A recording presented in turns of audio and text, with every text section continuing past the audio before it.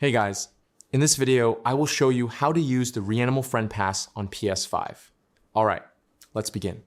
Many players are having trouble finding the REANIMAL Friend Pass, likely because it is often labeled as a trial rather than a friend pass in the store.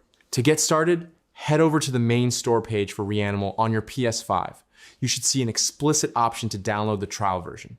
If that button isn't appearing for you, there is a simple alternative method to find it. First, download the REANIMAL demo.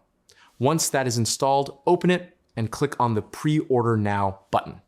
This action should trigger the store to display the option to download the trial version, which functions as your friend pass. After the download finishes, launch the trial and select Join Online. Ask your friend for their unique lobby code, enter it, and you should be able to play together smoothly. This process should be consistent across most platforms. If you encounter any issues on other consoles, let me know in the comments. So that's basically how you can use the REANIMAL Friend Pass on PS5. That's it for this video. Thanks.